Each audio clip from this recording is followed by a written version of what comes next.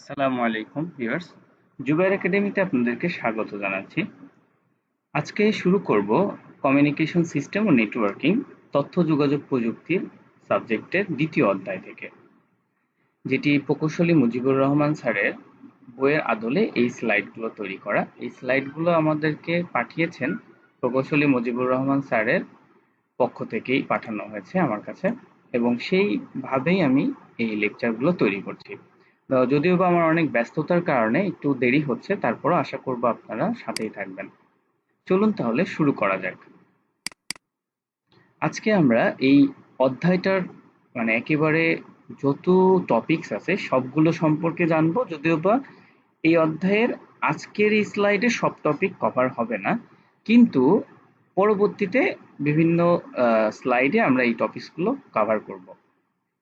এই অধ্যায়ে আমরা যে বিষয়গুলো জানবো সেটা হচ্ছে যে কমিউনিকেশন সিস্টেমের ধারণা বর্ণনা করতে পারবো অধ্যায়ের শেষে, ডেটা কমিউনিকেশনের ধারণা ব্যাখ্যা করতে পারবো, ডেটা কমিউনিকেশন প্রক্রিয়া বিশ্লেষণ করতে পারবো, ডেটা ট্রান্সমিশন মোডের শ্রেণীবিন্যাস করতে পারবো, ডেটা কমিউনিকেশন মাধ্যমসমূহের মধ্যে তুলনা করতে পারবো, ডেটা কমিউনিকেশনে অপটিক্যাল ফাইবারের গুরুত্ব বিশ্লেষণ করতে পারবো, ওয়্যারলেস কমিউনিকেশনের বিভিন্ন মাধ্যমসমূহের চিহ্নিত করতে পারবো, বিভিন্ন প্রজন্মের মোবাইল ফোনের ডেটা কমিউনিকেশন পদ্ধতির মধ্যে তুলনা করতে পারবো, তথ্য যোগাযোগ প্রযুক্তির বিভিন্ন ক্ষেত্রে ওয়্যারলেস কমিউনিকেশনের প্রয়োজনীয়তা মূল্যায়ন করতে পারবো, নেটওয়ার্কের ধারণা ব্যাখ্যা করতে পারবো, নেটওয়ার্কের গুরুত্ব বিশ্লেষণ করতে পারবো, বিভিন্ন ধরনের নেটওয়ার্কের কার্যাবলী বিশ্লেষণ করতে পারবো, নেটওয়ার্ক টপোলজি ব্যাখ্যা করতে পারবো। লাস্টের দিকে আমরা ক্লাউড কম্পিউটিং এর ধারণা নিব এবং ক্লাউড কম্পিউটিং এর কিছু সুবিধা সম্পর্কে আমরা জানবো। এই বিষয়গুলো এই চ্যাপ্টারটা পড়লে আমরা জানতে পারবো। তো আজকের স্লাইডে যে টপিকসগুলো নিয়ে আলোচনা করার চেষ্টা করব বা আজকের লেকচারে সেই টপিকসগুলো আজকে জেনে নিই। আজকের পাঠের যে আলোচ্য বিষয় সেগুলো হচ্ছে কমিউনিকেশন সিস্টেমের ধারণা, ডেটা কমিউনিকেশনের ধারণা, ডেটা কমিউনিকেশন উপাদান ও ডেটা কমিউনিকেশনের যে প্রক্রিয়া, এবং জানবো ব্যান্ডউইথ, ডেটা কমিউনিকেশনের যে স্পিড সেটা সম্পর্কে জানবো। চলুন তাহলে শুরু করা যাক। প্রথমেই আমরা কমিউনিকেশন সিস্টেম সম্পর্কে জানব। ডেটা কমিউনিকেশন পদ্ধতিতে বিভিন্ন স্থানে অবস্থিত কম্পিউটার হতে কম্পিউটারে অথবা কম্পিউটার ও অন্য কোনো মাধ্যমে ডেটা ও তথ্য আদান প্রদান করা হয়। এই আদান প্রদানের জন্য বিভিন্ন ইলেকট্রনিক মাধ্যম যেমন telephone line, microwave, fibre optic cable ইত্যাদি ব্যবহৃত হয়। টেলিফোন লাইনের মধ্য দিয়ে অ্যানালগ সংকেত বা অ্যানালগ সিগন্যাল আদান প্রদান হয়। বাস্তব ক্ষেত্রে আমরা যে সকল ডেটা নিয়ে কাজ করি তা সাধারণত অ্যানালগ প্রকৃতির হয়ে থাকে।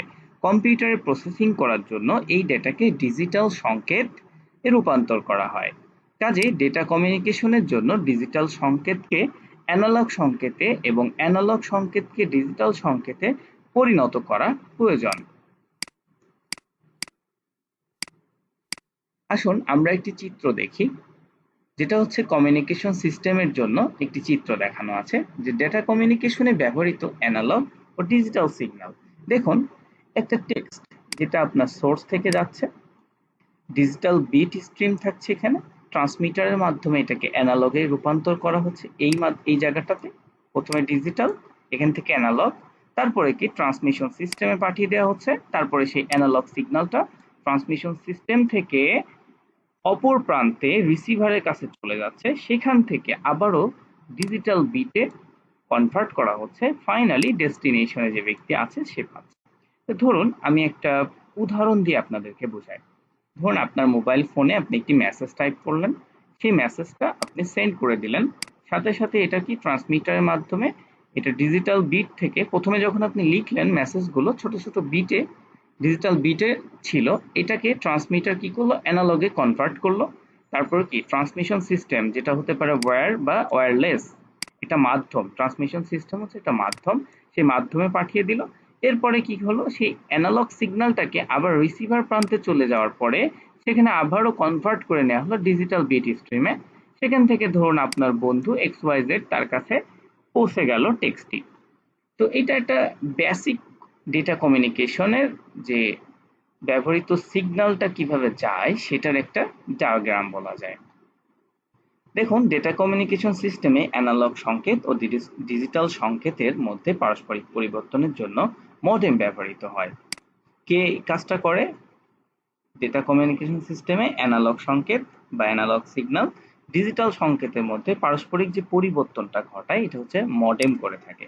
তো এটা অনেক সময় আপনাদের বহু নির্বাচনী প্রশ্নে আসবে, এটা আপনারা সুন্দর করে মনে রাখুন। এরপরে আসুন আমরা জানি ডেটা কমিউনিকেশনের একটু ধারণা নেই, সেটা হচ্ছে কম্পিউটার কিংবা অন্য কোনো যন্ত্রের মাধ্যমে ডেটাকে এক স্থান হতে অন্য স্থানে কিংবা এক ডিভাইস হতে অন্য ডিভাইসে স্থানান্তরের প্রক্রিয়াই হচ্ছে ডেটা কমিউনিকেশন। এই প্রক্রিয়ায় কমপক্ষে দুটি পক্ষের মধ্যে ডেটা আদান প্রদান হয়ে থাকে। এক হচ্ছে দেখুন কম্পিউটার, এখানে কি ফোন দেখানো হচ্ছে, কম্পিউটার, তারপরে কি এখানেও ফোন, এখানে ল্যাপটপ দেখানো হচ্ছে বা ডেস্কটপ দেখানো হয়েছে। তো দেখুন সবাই কানেক্টেড আছে কোথায়? ইন্টারনেটের মাধ্যমে সবাই কানেক্টেড। দেখুন একটা নেটওয়ার্কের সাথে যখন সবাই কানেক্টেড হয় তখন এই ব্যক্তি কোনো ডেটা পাঠালে এই ব্যক্তির কাছে পৌঁছে যাবে, এই ব্যক্তি কোনো ডেটা পাঠালে এই ব্যক্তির কাছে পৌঁছানো পসিবল, এবং সকলেই সকলের সাথে, যেহেতু কানেক্টেড, সকলে সকলের সাথে যোগাযোগ করতে পারবে, সবাই সবার সাথে যোগাযোগ করতে পারবে। কেন সম্ভব? এটা হচ্ছে এই যে নেটওয়ার্কটার কারণে, ইন্টারনেটের কারণে। তো এটা হচ্ছে তাহলে আমাদের ডেটা কমিউনিকেশনের একটা ধারণা পেয়ে গেলাম আমরা।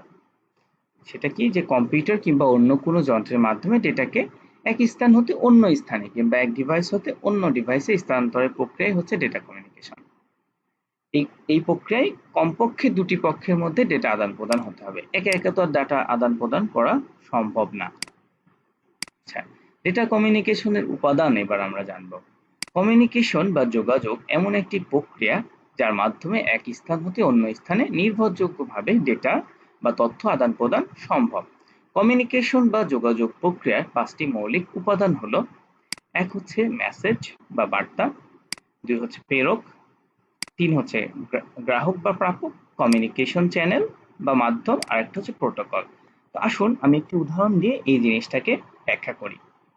ধরুন আপনি একটি মেসেজ পাঠাতে চাচ্ছেন আপনার বন্ধুর কাছে, তো আপনি হচ্ছে সেন্ডার এবং আপনার বন্ধু হচ্ছে রিসিভার। তাহলে এটা কার ভিতরে পড়লো? এই যে দেখুন, সেন্ডার হচ্ছে প্রেরক আর এই রিসিভার হচ্ছে প্রাপক। তাহলে আমরা দুটি উপাদান পেয়ে গেলাম। এবার আপনি যেটা পাঠাতে চাচ্ছেন সেটা একটি মেসেজ, ঠিক আছে? এটাও তাহলে একটি উপাদান, এই যে বার্তা, ঠিক আছে? তাহলে 3টি উপাদান আমি দেখিয়ে ফেললাম। এবার দেখুন আপনি যেটা সেন্ড করবেন সেটা কোন একটা মিডিয়াম বা মাধ্যম দিয়ে যাবে, হয় সেটা তার অথবা সেটা তারবিহীন কোনো একটা মাধ্যম। তো এইটাকে আমরা বলছি এই যে কমিউনিকেশন চ্যানেল বা মাধ্যম। আর প্রোটোকল, প্রোটোকল মানে হচ্ছে কিছু নিয়ম আছে। আপনি যখন একটা লিখবেন, কোন একটা কথা, ধরুন আপনি লিখলেন যে আমি ভালো আছি, এরকম যদি আপনি কিছু একটা লিখেন এ থেকে আপনি বি ব্যক্তির কাছে, তো আমি ভালো আছি এই কথাটাকে ছোট ছোট ডিজিটাল বিটে আগে প্রথমে কনভার্ট করা হবে। তো এই যে কনভার্ট গুলো করবে বা বিভিন্ন নিয়মে এই কথাগুলোকে ভেঙে ফেলবে, মেসেজগুলোকে, সেটাকে যে আবার অ্যানালগ সিগন্যালে নিয়ে যাবে, অ্যানালগ থেকে যে আবারও আস্তে আস্তে কি ডিজিটালে ফিরবে, ডিজিটাল থেকে আবারও সেই লেখাগুলোকে, আনসর্টেড লেখাগুলোকে আবার সর্টেড করে অর্থবোধক করে এই রিসিভারের কাছে পৌঁছাবে, সেটা করবে হচ্ছে এই প্রোটোকল। এই জিনিসটাকে মেনটেন করে হচ্ছে প্রোটোকল বা নিয়ম বা নীতি। প্রোটোকল হচ্ছে কি কিছু নিয়ম বা নীতি, যেটা রুল 1 রুল 2 এরকম থাকে, যেমন টিসিপি আইপি প্রোটোকল, এটা একটা উদাহরণ হতে পারে। চলুন আমরা তাহলে এটা ক্লিয়ার হলাম যে আপনি সেন্ডার, আপনি একটা মেসেজ পাঠাচ্ছেন। তো তাহলে আরেকবার আমি একটু সহজ করে দিই, উপাদানগুলো আপনার সহজে মনে থাকবে। কিভাবে মনে রাখবেন?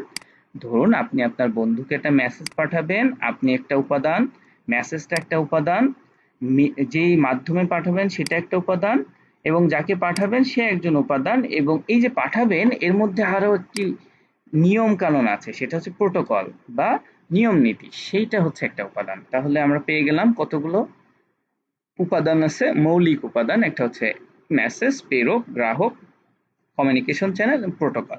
মানে আপনি একজন যে মেসেজটা পাঠাতে চাচ্ছেন, কাকে পাঠাতে চাচ্ছেন, সেও তো একটা উপাদান, তাই না? যাকে পাঠাচ্ছেন সে একটা উপাদান, আপনি পাঠাচ্ছেন, আপনি একজন উপাদান, যে জিনিসটা পাঠাচ্ছেন সেটা কি মেসেজ, মেসেজ একটা উপাদান, এবং যেটার মাধ্যমে পাঠাবেন, যে চ্যানেলের মাধ্যমে পাঠাবেন সেটা একটা উপাদান, এবং এই চ্যানেলটা কিছু নিয়ম নীতি মেনটেন করে এই ডেটাগুলো যাবে, সে এই চ্যানেলে যাওয়ার আগ থেকে কিছু নিয়ম নীতি মেনটেন করবে, আবার ওই অপোজিট পাশে গিয়ে কিছু নিয়ম নীতি মেনটেন করবে, সেটা বলছি প্রোটোকল, সেটা একটি উপাদান। তাহলে মৌলিক উপাদানগুলো আমরা জেনে গেলাম। এবার আসুন আমরা আরো কিছু বিষয় জানি, সেটা হচ্ছে যে ডেটা কমিউনিকেশনের উপাদানসমূহ সংক্ষিপ্তভাবে আমরা একটা বর্ণনা দিই। আমি যে কথাগুলো অলরেডি বলে ফেলেছি সেটাই এখানে লেখা আছে, তারপরও আমি আপনাদেরকে বইয়ের ভাষায় বোঝানোর জন্য একটু চেষ্টা করছি, যেহেতু আপনার খাতা কলমে লিখতে হবে, যত বেশি আপনি জানবেন তত বেশি আপনি লিখতে পারবেন। মেসেজ বা বার্তা, কমিউনিকেশন সিস্টেমে যা পাঠানো হয় তাকে মেসেজ বা বার্তা বলে। মেসেজ বা বার্তা বিভিন্ন ধরনের হতে পারে, যথা লেখা বা টেক্সট, ছবি বা ইমেজ, অডিও বা শ্রবণযোগ্য শব্দ, ভিডিও এবং অ্যানিমেশন ইত্যাদি যে কোনো কিছু হতে পারে। প্রেরক, প্রেরক যে সে হচ্ছে সেন্ডার বা ট্রান্সমিটার আমরা বলছি, সেটা কি মেসেজ বা বার্তা যে যন্ত্রের সাহায্যে কমিউনিকেশন চ্যানেলে বা মাধ্যমে পাঠানো হয় তাকে প্রেরক বলা হয়। উৎস যেমন ধরুন computer, work station, tab, telephone, mobile ইত্যাদি হতে ডেটা নিয়ে প্রেরক যন্ত্র কমিউনিকেশন মাধ্যমে পাঠায়, যেমন মডেম, রাউটার ইত্যাদি। গ্রাহক বা প্রাপকটাকে বা রিসিভারকে, কমিউনিকেশনের মাধ্যমে ডেটা যার কাছে পাঠানো হয় তাকে গ্রাহক বা প্রেরক বলে। যেমন মডেম প্রাপক যন্ত্র হিসেবে কাজ করে, গ্রাহক কম্পিউটারের সাথে যুক্ত মডেম কম্পিউটারের অ্যানালগ সংকেতকে ডিজিটাল সংকেতে রূপান্তর করে, এই সংকেত সর্বশেষ গন্তব্য হিসেবে ব্যবহৃত সার্ভার, কম্পিউটার, মোবাইল ইত্যাদিতে ব্যবহৃত হয়। কমিউনিকেশন চ্যানেল বা মাধ্যম, যার মধ্য দিয়ে ডেটা এক স্থান হতে অন্য স্থানে যায় তাকে কমিউনিকেশন মাধ্যম বা চ্যানেল বলে। চ্যানেল বা মাধ্যম হিসেবে তার বা কেবল, পাবলিক টেলিফোন লাইন, তারবিহীন মাধ্যম, infrared wave, radio wave, microwave প্রভৃতি ব্যবহার করা হয়। প্রোটোকল বা নিয়ম নীতি, প্রোটোকল হলো একগুচ্ছ নিয়ম নীতি যা কমিউনিকেশন ডিভাইসগুলো সর্বদা মেনে চলে। বিভিন্ন ধরনের কমিউনিকেশন প্রোটোকল প্রচলিত আছে, যেমন টিসিপি আইপি প্রোটোকল, আমি একটু আগেই বলেছি, হাইপার টেক্সট ট্রান্সফার প্রোটোকল যেটাকে আমরা এইচটিটিপি বলি। এটা আমরা কোথায় দেখতে পাই? এটা যখন আমরা ব্রাউজারে কোনো ওয়েবসাইট লিখি তখন এই প্রোটোকলটা আমরা দেখতে পাই, এইচটিটিপি বা HTTPS, hyper text transfer protocol. ঠিক আছে, file transfer protocol, FTP, file transfer protocol, এটা হচ্ছে আমরা যখন কোনো ফাইলকে ট্রান্সফার করি তখন এই প্রোটোকলটা ইউজ হয়। এই ধরনের আরো আরো অনেক অনেক প্রোটোকল আছে। তো প্রোটোকল ছাড়া দুইটি ডিভাইস সংযুক্ত হতে পারে কিন্তু কমিউনিকেশন হবে না, এই জন্য প্রোটোকল দরকার। কারণ কি, ধরুন আপনি একটা ডেটা পাঠিয়ে দিলেন, সেই ডেটাটা ভেঙে ভেঙে পাঠানো হলো, কিন্তু এই ভাঙবেটাকে, কোন নিয়মে ভাঙবে, কিভাবে ভাঙবে, এই বিষয়গুলো প্রোটোকল মেনটেন করে। আবার অপোজিট পাশে গিয়ে সেই ডেটাগুলো তো আবার জুড়তে হবে, সেগুলো কে জুড়বে, সেটা প্রোটোকল মেনটেন করে। ঠিক আছে, তো কেন প্রোটোকল দরকার আশা করি বুঝতে পেরেছেন। এবার চলুন আরো একটা চিত্র দেখি, একটি ইলেকট্রনিক ডেটা কমিউনিকেশন পদ্ধতির সংগঠন দেখব।